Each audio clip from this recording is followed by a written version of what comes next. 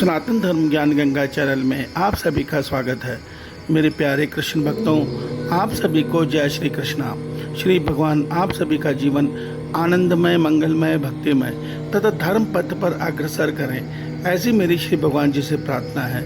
मेरे प्यारे कृष्ण भक्तों, सनातन धर्म ज्ञान गंगा चैनल के आज की वीडियो में हम लोग श्रीमद् भगवद गीता से अध्याय 4 के श्लोक 34 को भगवान श्री कृष्ण जी की कृपा से सरल रूप में समझने का प्रयास करते हैं। जय श्री कृष्णा।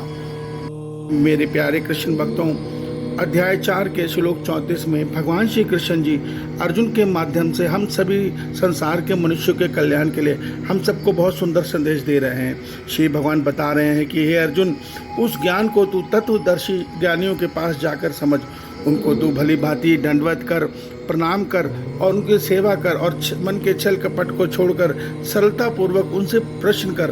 वो परमात्मा तत्व को भली भांति जानने वाले ज्ञानी महात्मा जन तुझे उस तत्व ज्ञान का उपदेश अवश्य करेंगे।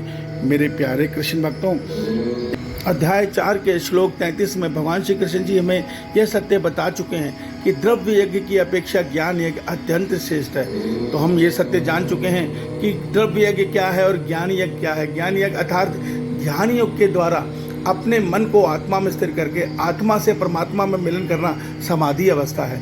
तो जो इस अवस्था में आत्मा का अनुभव करता है, वास्तव में वो सच्चा ज्ञानी है। तो भगवान कहते हैं उस आत्म अनुभव के मार्ग को जानना है तो तुम ऐसे गुरु की शरण में जाओ जिसने खुद आत्म साधना के द्वारा आत्मा का अनुभव कर लिया है। वो परमात्मा तत्व और आत्मा तत्व को अच्छी तरह जानता है।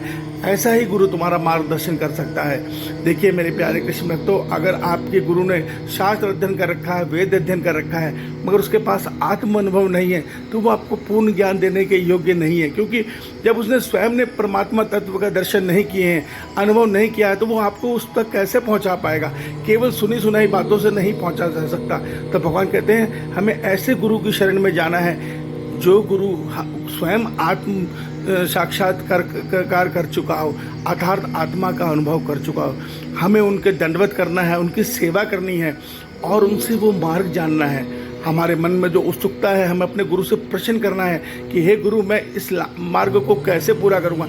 इस प्रकार के प्रश्नों के द्वारा आप इस मार्ग को हल करने का प्रयास करो। मगर मेरे प्यारे कृष्ण भक्तों, भगवान श्री कृष्ण जी ये सत्य जानते हैं कि कलयुग में ऐसा गुरु मिलना आसान नहीं है। तो भगवान ने अध्याय 18 के श्लोक 66 में हमें यह रहस्य भी बता दिया है कि समस्त धर्म परित्यज्य माम एक शरणम व्रज। अर्थात भगवान के कहने का अर्थ यह है कि अगर मनुष्य को तत्वदर्शी संत भी नहीं मिल रहा और मनुष्य इस संसार चक्र में भटक रहा है और उसको ये सत्य पता लग चुका है कि वो माया के फंदे से नहीं निकल सकता, तो उसको अपने परमात्मा की शरण में, अपने ईश्वर की चरण में आत्मसमर्पण कर देना चाहिए। कौन से ईश्वर? जो अंतर्यामी रूप में उसके हृदय में बैठे हैं। और भगवान कहते हैं वो अंतर्यामी ईश्वर मैं ही हूँ।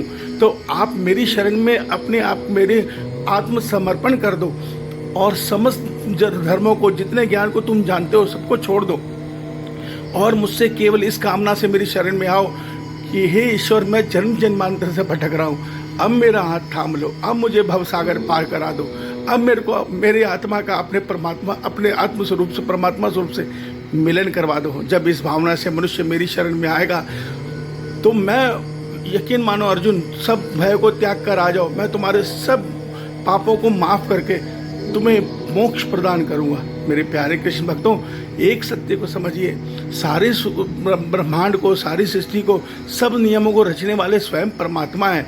और वो परमात्मा हमें गीता में ये उपाय बता रहे हैं कि अगर आपसे कुछ नहीं हो पा रहा तो केवल मेरी शरण में आ जाओ, अपने आप को मुझे आत्मसमर्पण कर दो।